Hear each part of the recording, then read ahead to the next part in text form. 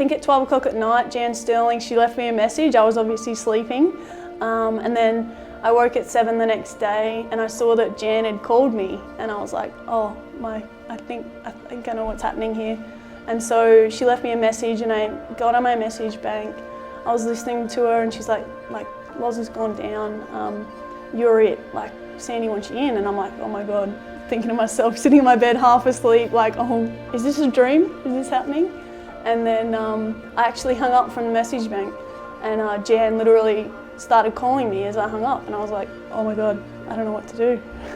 It was emotional because I was so nervous. I didn't know if I was going to make it or not. So I was just happy to be at the camp and show that I'm back and I'm ready and I'm here if you need me. And I didn't put a lot of pressure on myself because I thought if I go in with a mindset of like I'm ready and my body is ready, then that just leaves the door open for me. So when I got chosen, it was just, I didn't know what to do. I was smiling. I'm like, so is this it? Like, did that actually happen? I don't know how to answer this call, and I was like, acted cool. I was like, hello? And she's like, oh, it's Jan. I was like, oh, yeah? She's like, oh, so when can you get here? I was like, oh my God, I need to tell a few people and then I'm good to go. Within, I think, 24 hours I was on a flight. Yeah, when Sandy called me, it was really overwhelming, honestly, because it did sort of hit me out of the blue, but it was really exciting. You know, it was something that, you know, for the whole previous year, I had hoped would happen. So it was really exciting to get that opportunity, and it still is really exciting, and it's something that, you know, I'm really, really grateful for. We'd been able to have a lot of time together in preparation with those individuals, so it's not like it was massive changes that were made. And everything just kind of flowed on. You know, we couldn't dwell on it. There was nothing we could do about it, unfortunately. So at no point were we kind of stopping and stressing and worrying about it. We knew it was just something that was going on, and we had capable people coming in to replace those girls, and we were very lucky. Well, obviously you're losing a point guard like Leilani, so I was replacing her with a guard, but knowing, you know, Semi's a shooter, and she's a specialist shooter. I mean, she does more than just shooting. Obviously, you've seen that, but I just thought, well, we have Liz inside, so we need another perimeter threat. And so, you know, it was a no-brainer. Obviously, Kelsey Griffin has done great things and she's represented the Opals so well, but we already had 5 posts, so I had to go with another guard, and Semi, I knew that she'd fit in. She's very passionate, she loves Australia, and look, she was so excited when she got the phone call that I needed her to step up. I was fortunate enough that I'd played with Sammy in Perth as well, so I knew her quite well, and the girls were really welcoming when I got there, and they actually messaged me as soon as they got to the hotel where we were all staying, and I was passed out asleep because I was exhausted. This was like 8 o'clock at night. I was real tired, and so then I saw them the next morning, and yeah, it was really nice. And I felt like I fitted in really well with them. Yeah. Yeah, I was super impressed. Very impressed with Alana and Ezzy, and even Bunce, you know, coming back from all the injuries that she's come back from and making that, you know, the team on that last camp that she was a part of. Super impressed, you know, to come in and play their role perfectly. They played hard, they, you know, ran the floor well, and I think it just puts us in good stead, you know, going into the future and beyond. And for me, like, you know, all of a sudden I'm a leader in the group, and it kind of just happened so quickly. I can remember when I was 15 and when I was, you know, younger, but now I'm the leader. So I like to take them under my wing a little bit and make sure that they feel comfortable and that they don't feel nervous, or if they do, like, to channel that nerve into good energy to come out and give us what we need, so that from 1 to 12 we're all focused and, you know, ready to contribute in whatever way possible, in whatever role we've got, and confident to do it. The opportunity to play for Australia at these major tournaments is at such a young age. It's going to help them moving forward, but you'll never lose that nervousness. I mean, I know I never did, and I retired at age 36, but it's more of an anxiousness more than anything, a nervousness, but once you get into the game, you flow. But we have great young talent coming through. Yeah, I think this tournament really is about the youth coming through. A lot of new faces there, and when looking at our team as well, you know, a lot of youth, Ezzy, Bunce, Lance, you know, 3 rookies, 3 fresh faces that are just willing and eager to learn. I love it. I love being with the girls and trying to support them and mentor them a little bit. Being able to follow what Liz is doing, what Kayla's doing, what the bigs before me are doing. So just bringing that energy, being able to run up and down the floor and just, you know, playing my game and hopefully bringing, I guess, my skill to the team. To go into that tournament knowing I'm there to back up Liz and, you know, I'll do anything you need me to do. To go on the court knowing that when she comes off and I can do my job, I just had, a sense of calmness, and yeah, there were nerves, but they were good nerves.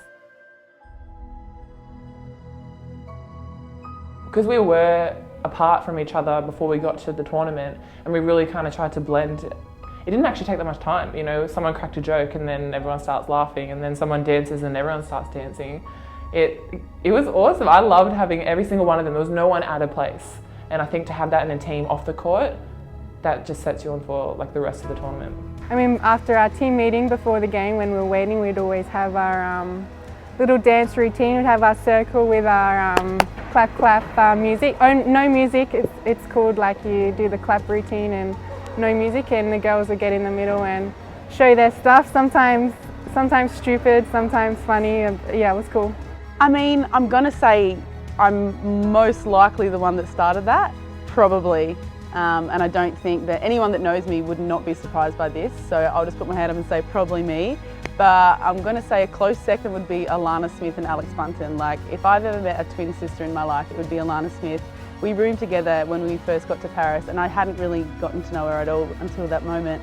And like instantly it was like, I have actually found my twin. Like, I didn't even know I'd had one. Like, our personalities, our humour, our everything. So she definitely, if she didn't help me start it, definitely followed suit quite quickly, the ritual. And yeah, I mean, we started dancing before every game, and then I had my little speaker, and we'd have that before every game. We would just get really hyped together. Not everyone likes to do that, but I want to say 65 to 70% of us would get pretty hyped off of that, and we'd respect the girls that didn't need that and they had their own earphones in. But yeah, it was fun, and it was a good way to start a game with that hype and that energy, because we were doing it for each other and getting hyped with each other. So it was really fun.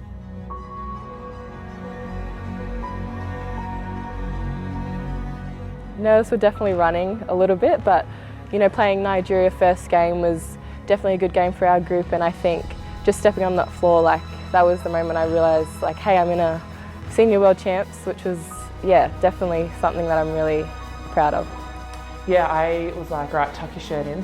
All right, this is all right, subs, yep, all right, subs please. Like, you know, it was like I just wanted to do well, you know, and do well because I was so proud of being there for everyone, and I've never felt that before. Whenever you play one of the African teams, they're really physical, and they had a few big bodies on the court, but I think our bigs and our guards as well did a really good job of matching up to them, which was really good. But yeah, great first game. We don't have much experience playing a team like Nigeria, and we didn't have much experience playing together, let alone against a team as physical and as fast as Nigeria. So it was a great hit out for us, and we had to, you know, we worked out we have to play. I always talk to them, we have to play with a lot of poise on offense, and we have to play with sense of urgency on defense. And I think we're getting there. Yes, do we make some mistakes? Yes, and I think that's a part of the whole tournament and us growing as a team. But yeah, I mean, any African team is difficult to play against. Yeah, I think that game, obviously I stepped in. Liz, I think, had a bit, she was just resting, I guess, for the games coming ahead. So I just had a mindset to go in there while I was on the court and just give it everything I've got. I mean, we all did a really good job that game. I think that was a really good game for us. But yeah, just staying in the mindset and just going on and doing my thing and just try to flick the nerves away. 86-68, Australia winning over Nigeria.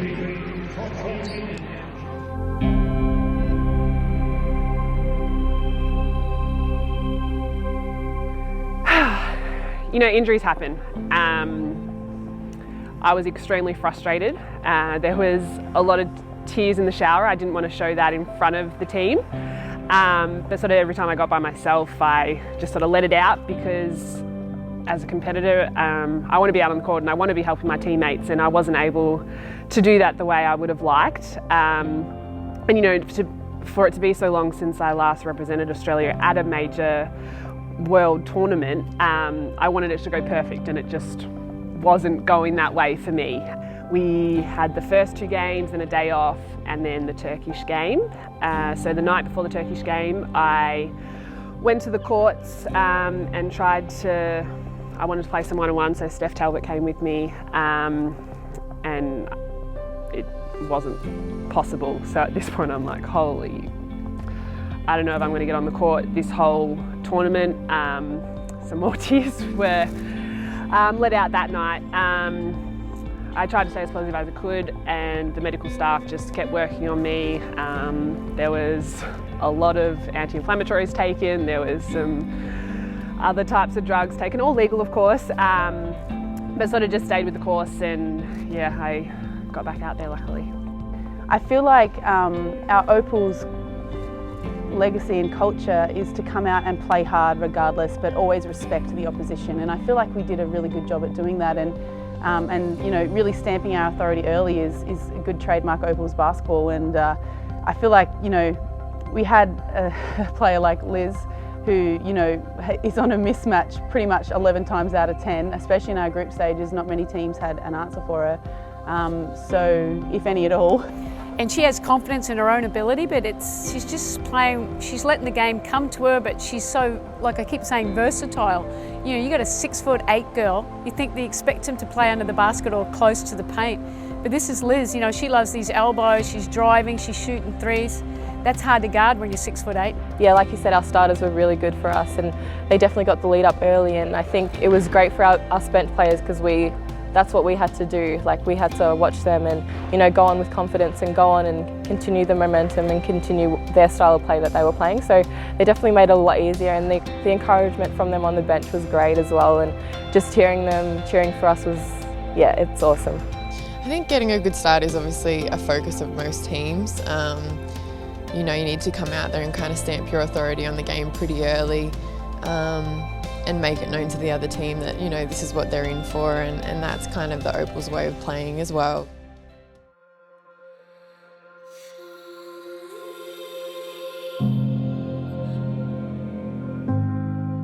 Playing Spain in Spain was definitely an experience. The crowd was really, really loud throughout the whole game, and you know, I think we did a really good job of just sticking together and, you know, being loud on the bench when we could and being loud on the court. Definitely it was equal, or if not the most craziest atmosphere I've ever played in. I think, I don't know how many people in there, but 99% of them were cheering against us. That game, I think I was just, obviously not being on court, I had to focus on other things, so just being, you know, really loud off the bench and just staying in the moment because I didn't know, like, my opportunity could have arisen, so just being focused in the game, and I think that's what I did, and you know, the girls did a great job. That was a really big game for us.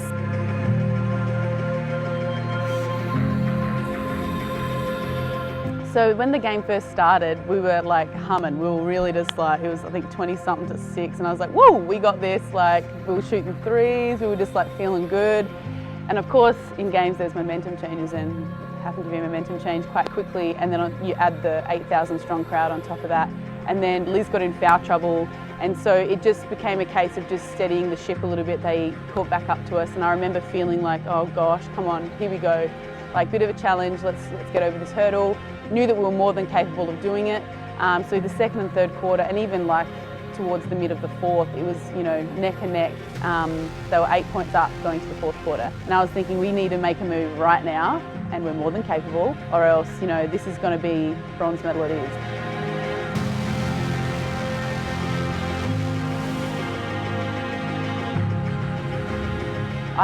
You know, I'm a Christian, I believe in God, and I'd been praying. I was like, God, put me in a position where I can have a game winner. I'd been praying for that throughout the tournament, like, put me in a position where I can shoot the game winner, shoot a game-winning three. And it wasn't a buzzer beater, which I thought it would be. It was a shot that put us that much further in front, to 6 points I think it gave us, that they couldn't come back from. It just gave us a really nice buffer leading into the last couple of minutes. I still remember being on the bench and being directly behind Kayla when the ball was coming to her, and before she'd even caught it, I knew it was going in. I'm jumping up and down on the sidelines, and that went in, and it just changed the game, and we're able to get up, and that's a feeling that I will never forget. Winning that game and getting back into the gold medal game, and to beat Spain on their home floor that's special. It was a pretty special moment for us as a team, just to have that buffer and then to win. Like, the energy, we were so hyped. Like, I don't think, yeah, I don't even have words. It's get all emotional think about it. Yeah.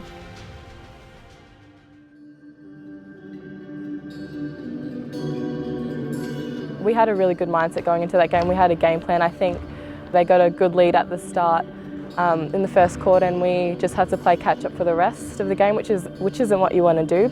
I definitely rather having BG on my team than against me. I think she blocked a couple of my shots because her long arm span, she just comes out of nowhere, and it's crazy. I think even though you know them, they're great players. They still get you. So I definitely came into that game feeling more comfortable with the personnel and not so intimidated.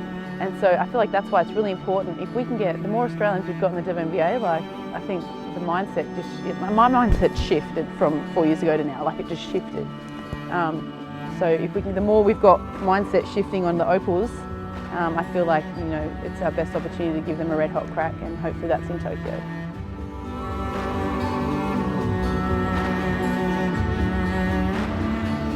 It's almost a bittersweet feeling because, as you said, you win, but you lose because you wanted something else so bad. And we were there, and I think the whole tournament we knew we were good. And I said to Kayla in some pre-warm-up games, I said, we're good. We have to pump ourselves up. We have to be ready for this because we should hold our heads high. And when it got to that end of the game, you just wanted to win so bad. But I think it's almost a great feeling because in the back of everyone's head, they knew that in the future, like, this is it, like, we can do this. So as disappointing as it was, you've got a medal around your neck, So you walk out there and people are cheering for you and you're second best in the world. You can't take that away from us, We found it hard to be happy because we finished on a loss. But I think Kayla was in the change room. She's like, we're going home with the silver medal, which was awesome. And I think it reminded all of us that silver's a pretty big achievement, and it does suck that we finished on a loss, but beating Spain in the semi-final and then runners-up to USA was a pretty great achievement. So silver's, an awesome achievement. That whole night I was really fighting myself in my head because we hadn't been in contention for a gold medal since 2008 Olympics. So in my head I knew it was a great accomplishment, but as a competitor, so disappointed to lose that game. So it probably wasn't until I arrived back into Australia that it really sort of sunk in and it hit me that we're back to second in the world, which is amazing. I mean, I just don't think I still have processed it, to be honest. People have been asking me that question, and I think, it's still a little bit unbelievable, to be honest. Very proud, I think, and proud, of the girls and how we came together in that tournament, and especially that game against Spain, playing the host nation in a massive tournament like that is pretty huge. So, very proud, and obviously extremely happy to have that silver medal. When I was coming through the ranks, the generation above us was a lot about tough love. There wasn't getting away with much back then, and times have changed. We're a very loving team. The Opals team and culture at the moment is just so special to be a part of. Definitely a lot more positive. We're probably treated a little more like adults. There's respect both ways, which is really nice. It makes for a great culture where we all want to do it for each other. There was no individuals. It was just really just all for each other, and that's what made it so much sweeter because we just were so close, and it was just an incredible group of women and staff, it made it that much more special. She's awesome. She's someone that really instills that confidence within her players and trusts her players and their advice during games and stuff like that. Yeah, and she talks to you and she has respect for you, and it's like mutual respect. So to be able to have a coach that, is really firm in what she wants, and you want to do her proud. So she can talk to you and have a conversation about your role or the game or basketball in general, and it puts you at ease because you're not tense, and to be able to have a coach like that, it's amazing. It's incredible. I still don't think I realised what a big deal this is. I look back at some of the other Opals teams that won silver and before the Worlds, and I was like, oh, that'd be incredible, like gold medal match, the atmosphere would just be amazing. And now to have experienced that is something that, yeah, I think I'll remember for the rest of my life. It was incredible. Now that I've processed it, extremely proud. It was a weird feeling to have such a great campaign, but then to lose the last game. It was a lot of mixed emotions after that game, but upon arriving back in Australia and really processing and thinking about it, just extremely proud of what we accomplished. To be together, I think, was the best part of it. To come back as a team and form together after, you know, we were feeling pretty low after losing. But yeah, we just mingled together, danced, had fun, and just like knew that this is not over and this is just the beginning of something amazing.